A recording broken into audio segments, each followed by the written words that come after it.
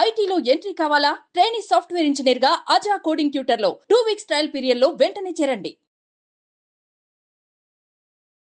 నమస్తే రవీంద్రనాథ్ గారు. నమస్తే అండి ఉష గారు. సహజీవనాల పేరుతో జరుగుతున్న ట్రాప్లు ఏంటి? సహజీవనం అనేది మంచిది అని కొంతమంది చెప్తూ ఉంటుంటే సహజీవనం వల్ల పెనుముప్పులు ఉన్నాయని కొంతమంది చెప్తూ ఉన్నారు. ఆడపిల్లల జీవితాలు అర్థాంతరంగా ఆగిపోతూ ఉన్నాయి వీటి వల్ల. సహజీవనం ఎప్పుడైతే వెళ్తూ ఉంటుంటారో చాలా వాటిని కోల్పోయే అవకాశం కూడా కనిపిస్తుంది. ఈ సహజీవనాన్ని అసలు ఏ విధంగా చూడాలి అంటారు? అండ్ దాంతోపాటు సహజీవనంలోకి వెళ్తున్న ప్రతి ఆడపిల్ల ఈ వీడియో చూసి ఖచ్చితంగా కొన్ని విషయాలపైన అవగాహన తెచ్చుకోవాలి. వాటికి సంబంధించి మనం ఎటువంటి డీటెయిల్స్ని ఇవ్వచ్చు అంటారు? నిన్న కర్నూలులో మీరు చెప్పినటువంటి ఏదైతే ఈ యొక్క ఇంట్రడక్షన్ ఉందో దీనికి సంబంధించి నిన్న కర్నూలులో ఒక సంఘటన జరిగింది.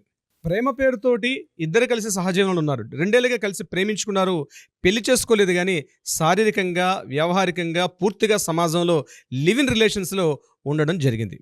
బెంగళూరులో ఇతను సాఫ్ట్వేర్ ఎంప్లాయ్, ఆ అమ్మాయి కూడా సాఫ్ట్వేర్ ఎంప్లాయ్. ఇద్దరు పేరెంట్స్ని చెప్పడం జరిగింది. పేరెంట్స్ తోటి ఇద్దరు చెప్పిన తర్వాత ఇరు వర్గాల యొక్క పేరెంట్స్ కూడా అంగీకరించి ఆ అమ్మాయి యొక్క పేరెంట్స్ కూడా యాక్సెప్టెన్స్ ఇచ్చి ఆ అమ్మాయి మళ్ళీ కర్నూలుకు రావడం జరిగింది. బెంగళూరులో సాఫ్ట్వేర్ జాబ్ చేస్తున్నాడు ఇతను.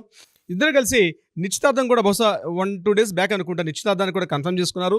సో ఇరు వర్గీయులకు సంబంధించి నిశ్చితార్థాల నిశ్చయ తాంబూలాలు కూడా అందుకోవడం జరిగింది. ఇరు వర్గీయులు కూడా యాక్సెప్టెన్స్ ఇచ్చారు. ముఖ్యంగా అబ్బాయి యొక్క పేరెంట్స్ కూడా యాక్సెప్టెన్స్ ఇచ్చారు. ఇచ్చిన తర్వాత రేపు కమింగ్ December 6th, 2024 మ్యారేజ్ అని కూడా కన్ఫర్మేషన్ చేసుకున్నారు. ఈ తర్వాత ఈలోగా ఈ గ్యాప్లో ఏం చేశారంటే ఈ అమ్మాయి వాళ్ళ ఇంటికి వెళ్ళడం జరిగింది. ఆ మైసూర్ అనుకుంటే ఈ అమ్మాయి సాఫ్ట్వేర్ ఎంప్లాయ్. రాష్ట్రం కానీ రాష్ట్రం, లాంగ్వేజ్ కూడా వేరే కన్నడ. సో ఇద్దరు కలిసి బెంగళూరులో అక్కడ పరిచయాలు ఇక్కడ దాకా దారితీస్తాయి. తర్వాత అమ్మాయి ఇటు నిశ్చితార్థం అయిన తర్వాత అసలు అలా అబ్బాయి ఎలాగో కన్ఫర్మ్ చేసుకుంటారని చెప్పి తీరా ఇక్కడికి వచ్చేసరికల్లా మొత్తం ఖాళీ చేసేసుకొని ఇక్కడి నుంచి బిచాన్ని ఎత్తేశారు. ముఖ్యంగా తల్లిదండ్రులతో కలిసి నిశ్చితార్థం అయిన తర్వాత నిశ్చితార్థంలో ఇచ్చినటువంటి ఆ పెట్టుబడులు కూడా తీసుకొని పేరెంట్స్ కూడా సహా ఆ అబ్బాయి కూడా అబ్స్కాండ్ అయిపోయాడు. ఈరోజు న్యూస్లో చూస్తున్నాం ఆ అమ్మాయి ఆ ఇంటి ముందర కూర్చుని బైఠాయింపు చేసి ధర్నా చేస్తోంది. 2 ఏళ్ళు రిలేషన్షిప్ లో ఉండి నిశ్చితార్థం చేసుకున్న తర్వాత జరిగిన సంఘటన. 2 సంవత్సరాలు పూర్తిగా లివ్ ఇన్ రిలేషన్స్ లో తనను పూర్తిగా అర్పించుకొని ఒకరికొకరు ఇక ఎన్నో రకాల ఆశలు భాషలు ఒకరి చేతిలో ఒకరు ప్రమాణాలు తీసుకొని బంగారు భవిష్యత్తు చుక్కలు చూపించాడు. ఒక అక్కడ అరచేతిలో వైకుంఠం అని మాదిరిగా పూర్తిగా అమ్మాయికి తను చూపించి అక్కడి నుంచి ఈ రోజు వచ్చిన తర్వాత నిశ్చయితాంబూలం అయిన తర్వాత ఇది పూర్తిగా అబ్బాయి అబ్స్కాండ్ అయిపోయి పూర్తిగా పరారైపోవడం జరిగింది. ఇప్పుడు ఈ రోజు అమ్మాయి అక్కడ ఇంటి ముందు బయట ఇస్తూ ధర్నా చేస్తూ గగ్గొల్లు పెడుతూ గుండెలు అబోదిబొమ్మని ఏడ్చుకుంటూ కూర్చుంది అక్కడ, నాకు న్యాయం చెయ్యమని చెప్పి. ఈ పరిస్థితి ఎందుకు దాపురిస్తోంది? సో అమ్మాయిలకి నేను ముఖ్యంగా ఈ వీడియో ద్వారా ఒక సంఘటన చెప్పదలుచుకున్నాను. ముఖ్యంగా మిమ్మల్ని మీరు అర్పించుకొని లివ్ ఇన్ రిలేషన్స్లోకి వెళ్ళాల్సిన అవసరం మీకేముంది?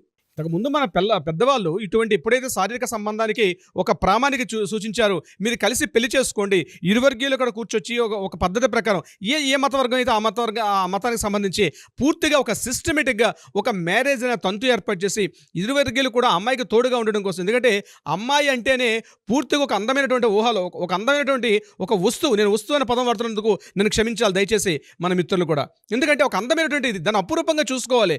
దాన్ని మనం అపురూపంగా చూసుకోకుండా అంటే పూర్తిగా దాన్ని సన్మార్గంలో పెట్టుకోకపోతే అది చివరికి ఆది పరాశక్తిగా మారుతుంది. ఇవన్నీ కథలు చెప్పే. కానీ నేను ఏమంటున్నానంటే మిమ్మల్ని మీరు ఎందుకు అర్పించుకుంటున్నారు, ఎందుకు మీరు లివ్ ఇన్ రిలేషన్లో వెళ్తున్నారు? వెళ్ళే ముందు అతడు చెప్పినటువంటి అన్ని మాయ మాటలు మీరు విని అతనికి పూర్తిగా మీ యొక్క ఆర్థిక, మీ యొక్క వ్యవహారిక, మీ యొక్క స్వాతంత్ర్య కంప్లీట్ పర్సనల్ విషయాలు అన్నీ అతని ముందు వెలగొట్టుకొని ఇంకా తల్లిదండ్రులకు మించి ఇతడే నా సర్వస్వం అన్నటువంటి ఒక వ్యామోహంలోకి ఎందుకు వెళ్తున్నారు? అది ప్రతి ఒక్కరు కూడా తమకు తాము ప్రశ్నించుకోవాలి. తరువాత సోషల్ మీడియా వేదికగా మీరు ఈరోజు వచ్చి మమ్మల్ని న్యాయం చేయండి, ధర్నాలు చేయండి అంటే చట్టాలకి ఇంకేం పనులు లేవా? కోర్టులకి ఇంకేం పనులు లేవా? ఇది సూటిగా నేను అడుగుతున్న ప్రశ్న అమ్మాయిలకి. ఈరోజు ఎవరైతే లివ్ ఇన్ రిలేషన్స్లో ఉంటున్నారో ప్రతి ఒక్కరికి ఈ వీడియో చూడాల్సిన అవసరం ఉంది. మనం చేసిన ఎన్నో వీడియోలు మనల్ని యాక్సెప్టెన్స్ ఇచ్చారు. మన పబ్లిక్ కూడా మన వ్యూవర్స్ కూడా మనల్ని యాక్సెప్టెన్స్ ఇస్తున్నారు. మనం మాట్లాడి చాలా పద్ధతిగా మాట్లాడతాం మనం. ఎందుకంటే ఈరోజు మీరు ఎందుకు వెళ్తున్నారు? ఎవరో ఒక అపరిచితమైన వ్యక్తి, ఆ అపరిచితుడి యొక్క పొగడ్తలకి మీరు ఎందుకు పడిపోతారు? నువ్వు చాలా అందంగా ఉన్నావు, నీ నవ్వు చాలా బాగుంటుంది, నువ్వు శారీ కడితే బాగుంటుంది, నువ్వు డ్రెస్ వేసుకుంటే బాగుంటుంది, నిన్ను మించిన ఇంద్ర రంభ మేనకలు ఎవరు లేరు, నువ్వే ఈ భూలోకంలో తిరుగుతున్నటువంటి అపర సౌందర్య రాశివి అని ఎప్పుడైతే ఆ అబ్బాయి చెప్తాడో వాడి మాయ మాటలకు ఎందుకు లోనవుతున్నారు? సోషల్ మీడియా విధంగా నేను చెప్తున్నాను. ట్విట్టర్ కావచ్చు, వాట్సాప్ కావచ్చు, ఇన్స్టా కావచ్చు, రకరకాల వ్యామోహంగా మీ తల్లిదండ్రులకు మించి ఇవ్వనటువంటి ఏదో ఒక భరోసా ఏమిస్తున్నాడు? మీరు ఏం చూసి మోసపోతున్నారు? ఒక్కసారి మిమ్మల్ని మీరు ప్రశ్నించుకోండి. ఎవడో ఒక వ్యక్తి, ఒక అపరిచితుడు మిమ్మల్ని వస్తే ఎందుకు మిమ్మల్ని మీరు కోల్పోతున్నారు? సహజీవనం ఏంటండి అసలు? What is the meaning of live in relation? మన చట్టాలు కూడా అఘోరించి అట్లానే అంత అంత దరిద్రం ఎందుకు దాపరించాలి మనకి? ఒక అమ్మాయి తన జీవితాన్ని ఒక 25 ఏళ్ళు లైఫ్లో ఉంటుంది ఒక అమ్మాయి, మిగిలిన ఇంకొక 30 ఏళ్ళు 40 ఏళ్ళు ఒక వ్యక్తితో చేయగలిపి తన రిమైనింగ్ లైఫ్ని గడపాలనుకుంటే కేవలం మార్కెట్లోకి వెళ్ళి ఒక చిన్న వస్తువు కొంటేనే, ఒక అమెజాన్లోనో లేకపోతే ఫ్లిప్కార్ట్లో ఒక వస్తువు కొనేటప్పుడే 100 రివ్యూలు చూస్తామే మనం. 100 రివ్యూలు చూస్తాం కదా. ఈ వస్తువు పనిచేస్తుందా పనిచేదా, మనం మాట్లాడుకునేట్టు ఒక ఫోన్, ఒక సెల్ ఫోన్ కనీసం ఒక 10,000 రూపాయలు కావచ్చు, ఎంతైనా కావచ్చు, లేదా చేతికి పెట్టుకున్న వాచ్ కావచ్చు, అమ్మాయిలు పెట్టుకున్న లిప్స్టిక్ కావచ్చు. మీరు లిప్స్టికే ఇన్ని రకాలు ఆలోచిస్తారే, ఈ కలర్ పనిచేస్తుందా బాగుండదా, ఇది నా మొహానికి బాగుంటుందా బాగుండదా, ఏ కలర్ బాగుంటుంది, కంటెస్ట్ వేసి మీరు చూస్తారే. మీ లైఫ్లో వచ్చే ప్రశ్న కోసం మీరు ఆలోచించారా? మీ ఏ వ్యక్తి చేయి పట్టుకొని మీరు జీవితాంతం కలిసి వెళ్ళాలనుకుంటున్నారే, ఆ వ్యక్తి గురించి మీరు ఆలోచించాల్సిన అవసరం మీకు లేదా? అంటే ఈ లిప్స్టిక్గా ఆలోచించుకున్నంత అంత టైం కూడా ఆలోచించడా? వాడు మిమ్మల్ని పొగిడితే ఆ ట్రాప్లో పడిపోతారా? మీ యొక్క ఫైనాన్షియల్ స్టేటస్ మొత్తం చెప్పేస్తారా? మీ యొక్క మొత్తం ఫ్యామిలీ హిస్టరీ మొత్తం చెప్పేస్తారా? ఎవరండి ఆయన?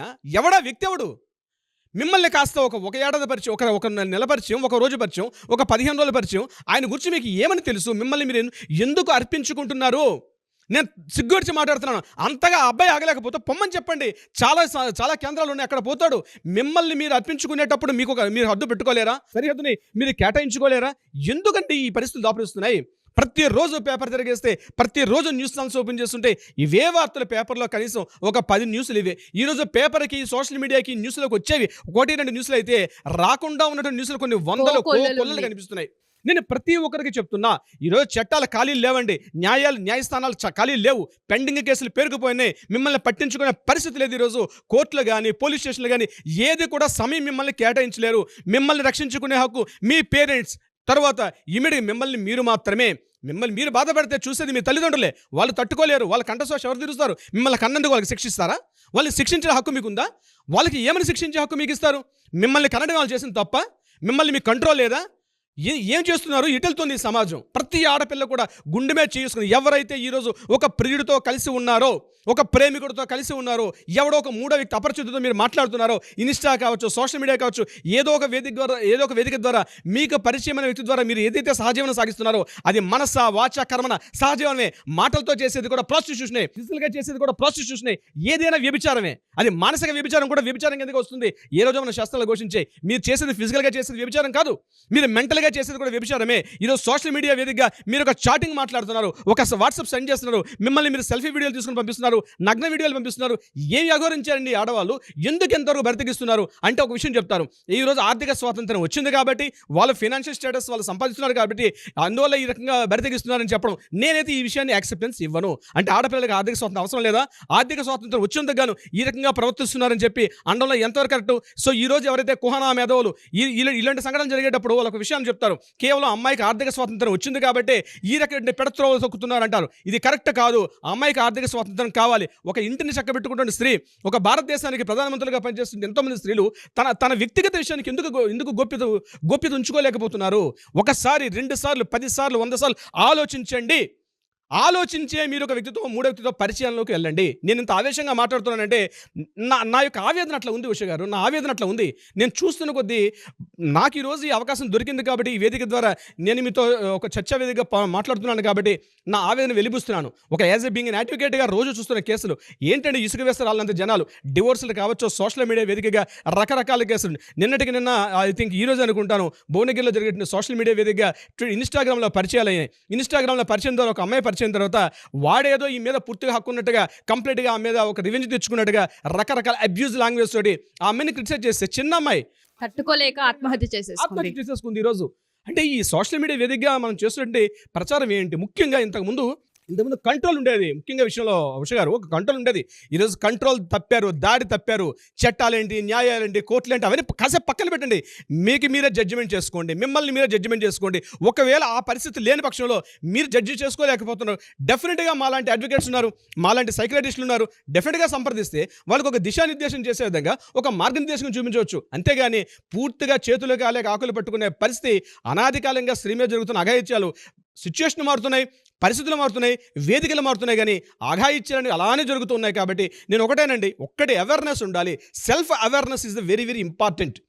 ఎప్పుడైతే సెల్ఫ్ అవేర్నెస్ వస్తుందో అప్పుడే ఈ ఆగడాలకి ఒక కళ్ళు వేయగలుగుతాం. అంతేగాని చట్టాలు, న్యాయాలు, కోర్టులు, న్యాయస్థానాలు ఏమీ చేయలేవు, పోలీస్ స్టేషన్లు కూడా ఏమీ చేయలేవు. సరిపోవట్లేదు ఈరోజు పోలీస్ స్టేషన్ కూడా. వాళ్ళ మీద ఉన్నటువంటి ఆ ఒత్తిడి తట్టుకోలేకపోతున్నారు పోలీసులు కూడా. దయచేసి సోదర సోదరులు నేను చెప్తుంది ఒకటే, అమ్మ దయచేసి అర్థం చేసుకోండి.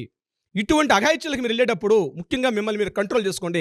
మిమ్మల్ని మీరు అర్పించుకునేటప్పుడు 1కి 100 సార్లు చూసుకోండి. ఎవడో నిన్న ఒక విషయం చూసాం మనం, వీళ్ళిద్దరు కలిసి లివింగ్ రిలేషన్స్లో ఉన్నారు. వాడు కంప్లీట్గా సీసీటీవీ కెమెరాలు పెట్టి కంప్లీట్గా దాన్ని పోర్న్ వీడియోస్లో పెడతారని చెప్పి అమ్మాయిని బెదిరించడం జరిగింది. ఒకసారి కాల్ జరిగింది, ఏం చెయ్యాలో పరిస్థితి, ఇంట్లో పేరెంట్స్కి చెప్పుకోలేకపోతుంది, తనేమో ముందుకు వెళ్ళలేకపోతుంది. వీడు దాన్ని టార్చర్ చూపిస్తూ ఆ అమ్మాయిని రకరకాలుగా ఆమె ద్వారా అనేక రకాల అమౌంట్స్ని తన లైఫ్ని స్పాయిల్ చేసుకుంది. పూర్తిగా ఎప్పుడైతే స్పాయిల్ అయిందో అప్పుడు ఆమె మేలుకొని నాకు ఈ పరిస్థితి జరుగుతుంది అని చెప్పి బయటకు రావడం జరిగింది. ఈ విషయాన్ని అప్పుడు అడ్డుకట్ట వేయొచ్చు. ఒక రోజు వెళ్ళేటప్పుడే 1కి 10 సార్లు మిమ్మల్ని మీరు ప్రశ్నించుకోండి. లేని పక్షంలో చాలా దారుణమైనటువంటి పరిస్థితులు ఎదుర్కోబోతారు స్త్రీ జాతి. మీరు చెప్తూ ఉంటే ఎవరికి వాళ్ళు సెల్ఫ్ అవేర్నెస్, దాంతోపాటు బౌండరీస్ గీసుకోవాల్సిన అవసరం ఉంది. సహజీవనం అన్న పేరుతో శరీరాల సుఖాల కోసం 4 గోడల మధ్య జరిగే ఒక వ్యవహార శైలిని అడ్డం పెట్టుకొని అటు అమ్మాయిలైనా అబ్బాయిలైనా ఒక వ్యాపారం చేసినట్టు చేసేస్తున్నారు దీన్ని. మనకంటూ ఒక కల్చర్ ఉంది, సంస్కృతి సాంప్రదాయాలు ఉన్నాయి. మనకంటూ దానికి ఒక క్రతువు నిర్వహిస్తూ ఉంటుంటారు. ఒక ముహూర్తాన్ని పెట్టి చేసే ఒక కార్యక్రమం ఏదైతే ఉంటుందో దాన్ని అడ్డం పెట్టేసి ఇవాళ సీసీ కెమెరాలు పెట్టేసి తెలియకుండా రికార్డులు చేసేసి బెదిరించడాలు, సొమ్ము చేసుకోవడాలు, లివిన్ అని చెప్పి సహజీవనాలు ఉండడాలు, 2 ఏళ్ళు ప్రయాణించి ఎంగేజ్మెంట్ కూడా చేసుకొని పెద్దల సాక్షిగా కుటుంబంతో కలిసి పరారవుతున్నారు అంటే ట్రాప్లు అసలు ఏ విధంగా ఉన్నాయని ఆలోచించుకోవాల్సిన అవసరం వస్తుంది. అమ్మాయిలైనా సరే అబ్బాయిలైనా సరే చాలా అవేర్నెస్గా ఉండాలని చెప్తూ ఉన్నారు. ఠాగూర్ గారు చెప్పినట్టుగానే మీరు కనుక వింటే వీడియోలో కోర్టుల చుట్టూ తిరిగినా, పోలీస్ స్టేషన్ల చుట్టూ తిరిగినా ఇసుకేస్తే రాలనంత జనం అక్కడ కనిపిస్తూ ఉన్నారు. మనకి న్యాయం జరుగుతుందా అంటే క్వశ్చన్ మార్క్గానే కనిపిస్తుంది. ఎవరికి వాళ్ళు అవేర్నెస్ని క్రియేట్ చేసుకోవాలి. ఎందుకంటే అన్నీ ఓకే అనుకున్న తర్వాత దిగి మోసపోతున్న సందర్భాలని చెప్పొచ్చు వీటిని. దయచేసి ఆడపిల్లలు ఎవరైతే ఉంటూ ఉంటారో మీ పైన మీరు ఒకసారి క్లారిటీ తెచ్చుకోండి. మనం ఏం చేస్తున్నాం, మనం ఎందుకు వెళ్తూ ఉన్నాం, ఈ పర్సన్ మనకి ఎంతవరకు కరెక్ట్, మన శరీరం పైన ఒకళ్ళు చేయి వేస్తున్నారు అంటే జీవితాంతం మనతో నడుస్తూ ఉన్నాడా, లేదు అంటే ఇది ఇక్కడ వరకే ఆగిపోయేదా ఈ రిలేషన్ అనేది ఆలోచించుకొని ఆత్మ పరిశీలన చేసుకొని స్టెప్ తీసుకోండి. Thank you so much Ravindranath garu. వీడియోలో చాలా ఇన్ఫర్మేషన్ ఉంది. ప్రతి పేరెంట్ వాళ్ళ పేరెంటింగ్లో వీటిని ఎప్పటికప్పుడు ఎడ్యుకేట్ చేస్తూ ఉండాలి, స్కూల్స్లో ఎడ్యుకేట్ చేస్తూ ఉండాలి, కాలేజెస్లో ఎడ్యుకేట్ చేస్తూ ఉండాలి. ప్రతి స్టూడెంట్ కూడా వాళ్ళకి వాళ్ళు అనాలిసిస్ చేసుకుంటూ ఉండాలి. Thank you sir, thank you so much. Thank you so much Usha గారు.